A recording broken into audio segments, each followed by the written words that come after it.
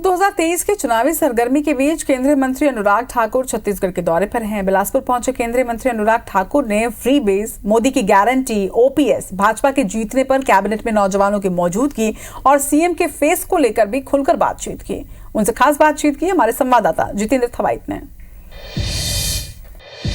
छत्तीसगढ़ में चुनावी सरगर्मी के बीच केंद्रीय मंत्री अनुराग ठाकुर छत्तीसगढ़ के दौरे पर हैं। अनुराग ठाकुर जी हमारे साथ हैं, सीधे उनसे ही बात करते हैं। अनुराग जी, सबसे बड़ी बात कि देश में सबसे कमज़ोर है भाजपा छत्तीसगढ़ में, और उसके बाद आप लोग जीत का दावा कर रहे हैं, क्यों, कैसे? देखिए, कांग्रेस अपने भार के तले गिरने वाली है और जनता वापस याद कर रही है भारतीय जनता पार्टी के शासनकाल को, जब छत्तीसगढ़ ने तरक्की की थी। छत्तीसगढ़ बनाया भी भाजपा ने, संवारेगी भी भाजपा। इन 5 वर्षों में कर्जे में डुबाने का काम किया है कांग्रेस ने। आप याद करिए, आज से 5 साल पहले झूठे वायदे, झूठे दावे, जिनके नहीं थे नेक इरादे, ऐसी कांग्रेस ने सत्ता हासिल की। आज कहाँ खड़े हैं? 4 सिलेंडर हर साल मुफ्त में देने की बात कही थी, दिए क्या? नहीं दिए। महिलाओं को 500 रुपया महीना देने की बात कही थी महतारी वंदना योजना में, दिया क्या? नहीं दिया। 2,500 रुपये युवाओं को कहा था बेरोजगारी भत्ता देंगे, दिया क्या? नहीं दिया। हर महीने इन्होंने कहा था 1 लाख सरकारी नौकरियां देंगे, दिया क्या? नहीं दिया। इन्होंने यहाँ तक तो देने की बात दूर, इन्होंने तो परिवहन की सुविधा जो थी कॉलेज आने की, वो भी नहीं दी मुफ्त में। और मैं एक बात आपसे और कहता हूँ, इन्होंने जो वायदे किए वो तो दिए नहीं, उल्टा जो कसम खाई थी गंगा जल हाथ में लेके कि शराब मुक्त छत्तीसगढ़ बनाएंगे, गली गली घर घर शराब पहुंचाने का काम किया। माँ गंगा का शराब कांग्रेस साफ। इन्होंने मातृशक्ति से 500 रुपये देने और सिलेंडर देने की बात कही थी, नहीं दिया। मातृशक्ति का शराब कांग्रेस साफ। इन्होंने युवाओं से बेरोजगारी भत्ता और नौकरी देने की कही थी, नहीं किया। युवाओं का शराब कांग्रेस साफ। तो कांग्रेस की साफ ऐसे भी होगा कि महादेव ऐप घोटाले में 508 करोड़ की लूट, महादेव का शराब कांग्रेस साफ। अच्छा, ऐसा क्यों कि हिमाचल और कर्नाटक में जिस फ्री ब्रिज के आप विरुद्ध थे, उसी राह पे आप चल रहे हैं अब यहाँ भी? देखिए, छत्तीसगढ़ आने से पहले मैं एक आंकड़ा आपको बताना जरूर चाहता हूँ। हिमाचल में इन्होंने गारंटी दी थी। क्या गारंटी दी थी? 1500 रुपये बहनों को खाते में डालेंगे। 11 महीने हो गए साहब। दर्शकों ज़रा ध्यान से सुनना, हिमाचल प्रदेश में 11 महीने हो गए। 23 लाख महिलाएं इंतज़ार कर रही कब वो घड़ी आएगी जब कांग्रेस 1500 रुपया खाते में डालेगी। नहीं डाला। कांग्रेस ने 11 महीने पहले वायदा किया था 2 रुपये किलो गोबर और 100 रुपये लीटर दूध खरीदेंगे, नहीं किया। कांग्रेस ने कहा था 1 लाख नौकरियां देंगे, 1000 भी नहीं दे पाए। कांग्रेस ने कहा था 300 यूनिट बिजली के मुफ्त में देंगे, जो 125 मिलते थे वो भी ख़त्म कर दिए, बिजली के बिल दुगने कर दिए। पानी जो मुफ्त में था आज उसके बिल ज़्यादा आने शुरू हो गए। कांग्रेस ने कहा था बागवानों से कि आप अपने फसलों की कीमतें तय करोगे। सेब के किसानों को अपनी पूरी फसल नदियों नालों में फेंकनी पड़ी। ये कांग्रेस है। झूठे दावे, झूठे वादे, कभी नहीं थे इनके नेक इरादे। और छत्तीसगढ़ में तो ये हालत है कि एक के बाद दूसरा घोटाला है।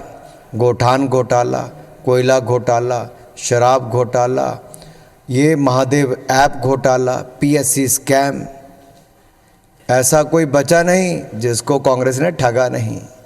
और अब तो लोग कहते हैं बघेल जी को, बस हो गया सट्टे का खेल, बाय बाय बघेल, मुक्ति मिलने वाली है। अपनी सीट भी हारेंगे और प्रदेश भी हारेंगे। क्या मानते हैं, लुभावने वादों के बिना चुनाव नहीं जीता जा सकता है क्या?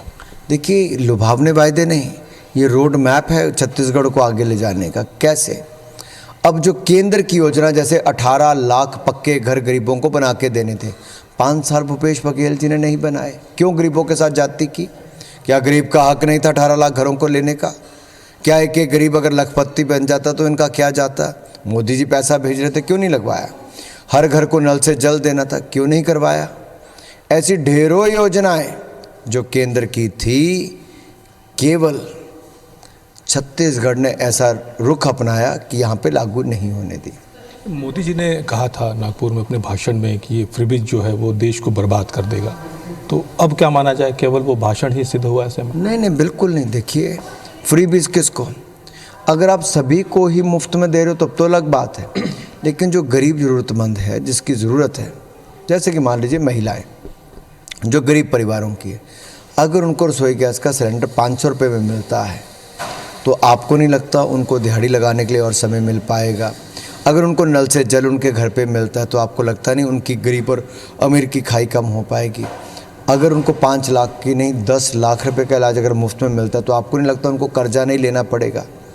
तो ये तो उस गरीब और ज़रूरतमंद के लिए है जो गरीब और अमीर की बड़ी खाई है। मान लीजिए आपके पास कार है, गरीब के पास साइकिल है, लेकिन अगर उसको बस में सस्ता सफ़र दिया जाए तो उसमें क्या बुराई है? अच्छा, क्या माना जाए, भाजपा पुराने ओपीएस पे भी पुनर्विचार करेगी क्या?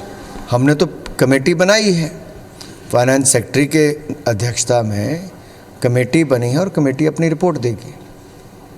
अच्छा, अभी प्रदेश के सबसे बड़े संभाग पे हैं आप, लगातार दौरा कर रहे हैं, क्या स्थिति देखते हैं, कहाँ पाते हैं भाजपा को? मैं तो ये देख रहा हूँ, मैं तो बीजापुर भी गया, रायपुर गया, बाकी जगह गया।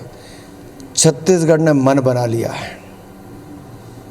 जो मैंने पहले कहा, बहुत हुआ सट्टे का खेल, बाय बाय बघेल, क्योंकि अब लोग इस भ्रष्ट सरकार से मुक्ति पाना चाहते हैं। और भूपेश बघेल जी का चरमराया चेहरा, ऐसे बुझे से दिखना, ये जनता ही कह उठी है कि हो क्या गया है। ये चुनाव अपना तो हार ही रहे मुख्यमंत्री जी, लेकिन डर सता रहा है कि जो घोटाले की अब इसके बाद जगह कहाँ पे मिलेगी। कुर्सी तो मिलेगी नहीं, लेकिन जहाँ मनीष सिसोदिया, संजय सिंह और सत्येंद्र जैन है, जल्द वहीं पर होंगे। अच्छा, आप स्पोर्ट्स मिनिस्टर भी हैं, छत्तीसगढ़ में जो ट्राइबल एरियाज़ हैं वहाँ खेलों को लेकर क्या कुछ किया है? बहुत संभावनाएं हैं, हमने बहुत प्रयास किए, लेकिन छत्तीसगढ़ की सरकार थी, साथ में लगती मध्य प्रदेश की सरकार ने क्या नहीं किया। आखिरकार छत्तीसगढ़ क्यों पीछे रही? हमने राजस्थान में भी किया और यहाँ पर भी हमने हर जिला में खेलो इंडिया सेंटर खोले। जब इनको कहा कि बड़ी संभावना है और करने की, तो इनकी ओर से कुछ नहीं हुआ जी। प्रदेश में लेकिन इतने सारे नेता हैं, लेकिन मोदी की ही गारंटी देनी पड़ रही है भाजपा को। तमाम बड़े नेता प्रदेश के देश और दुनिया के सबसे बड़े नेता हैं साहब।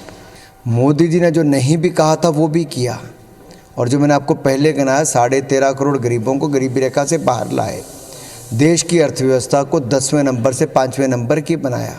आज वो दुनिया के सर्वाधिक लोकप्रिय नेता हैं, लेकिन साथ ही साथ कोविड प्रबंधन सबसे शानदार किया, चंद्रयान मिशन सफलता हुई, G20 की सफलता हुई, खेलों में नए रिकॉर्ड स्थापित किए, और साथ ही साथ ऑपरेशन गंगा में हज़ारों भारतीयों को युद्ध की भूमि से सुरक्षित निकाल कर लाए। ये नरेंद्र मोदी हैं, जहाँ पर दुनिया उम्मीद देखती है। अगर भाजपा, छत्तीसगढ़ भी वहीं पर उम्मीद देखता है। बिल्कुल, अगर भाजपा यहाँ पर जीतती है तो कैबिनेट कैसा रहेगा? क्या अनुराग ठाकुर जैसे नौजवान कैबिनेट में देखने को मिलेंगे? भारतीय जनता पार्टी में नेताओं की कोई कमी नहीं, क्योंकि यहाँ कार्यकर्ताओं को ही आगे आने का अवसर मिलता है। और छत्तीसगढ़ एक ऐसा राज्य है जहाँ का नौजवान, चाहे देश की सीमा पर हो या छत्तीसगढ़ के अंदर हो, अपने बलबूते पर प्रदेश को और देश को आगे बढ़ाता है, और ऐसे युवाओं को भी अवसर वहाँ पे दिया जाएगा। मुख्यमंत्री को लेकर क्या कॉम्बिनेशन रहेगा यहाँ पर, क्योंकि ये लगातार सवाल उठते हैं, मुख्यमंत्री का चेहरा कौन होगा? एक बात तो स्पष्ट है, भाजपा का सच्चा ईमानदार नेता छत्तीसगढ़ का अगला मुख्यमंत्री होगा, और डबल इंजन की सरकार में तेज गति की रफ्तार से फिर एक बार छत्तीसगढ़ को विकास की ऊंचाइयों पर लेकर जाएगा। अच्छा, जिस तरह से अभी बैक टू बैक आगे चुनाव होने हैं, ऐसे में लोकसभा की भी तैयारी है, क्या लगता है सीएम का चेहरा आपके तौर पर कौन बेस्ट है? इतना मैंने पहले भी कहा कि भारतीय जनता पार्टी का कार्यकर्ता यहाँ का मुख्यमंत्री होगा, और भारतीय जनता पार्टी आज तक की सबसे बड़ी जीत दर्ज करा के यहाँ पे सरकार बनाएगी। और तीसरी बात मैं आपको कह दूँ, हमारे विधायक दल नेता चुनेंगे और पार्लियामेंट्री बोर्ड में फाइनल किया जाएगा। अच्छा, कहा यह जाता है कि भाजपा हमेशा हिंदुत्व के मुद्दे को लेकर जाती है, बुनियादी जो समस्याएं हैं, चाहे वो बेरोजगारी हो, रोजगार को लेकर हो, महंगाई हो, इस पर भाजपा के लोग कुछ नहीं बोलते। हम सब कुछ, सबसे ज़्यादा हम अपने विकास की बात कर रहे हैं भाई। आप देखिए, जो मैंने आपको अभी तक मैंने कोई हिंदुत्व की बात की आपके इंटरव्यू में? मैंने की कोई बात? नहीं की। लेकिन जनता को बताने की ज़रूरत नहीं है। मोदी जी आए तभी दिव्य और भव्य सोमनाथ धाम बनी। मोदी जी आए तभी दिव्य और भव्य केदारनाथ धाम बनी। मोदी जी आए तभी दिव्य और भव्य काशी विश्वनाथ धाम बनी। मोदी जी आए तभी महाकाल लोक धाम बना। और अब मोदी जी के चलते ही 500 साल का इंतज़ार ख़त्म हुआ। दिव्य और भव्य अयोध्या धाम में भव्य राम मंदिर भी बन रहा है। गर्व से कहते हैं हम हिंदू हैं। लेकिन सबका साथ सबका विकास, इसी मूल मंत्र के साथ सरकार चलाई। आज सबसे ज़्यादा फायदा किसको मिला है इन योजनाओं का? गरीब कल्याण की, अनुसूचित जाति, जनजाति और अल्पसंख्यक वर्ग को। कांग्रेस इसको वोट बैंक के रूप में इस्तेमाल करती थी और इन सबको हाशिए के नीचे रखती थी। मोदी जी ने सबको एक समान अधिकार दिए और उनको गरीबी रेखा से बाहर भी निकाला।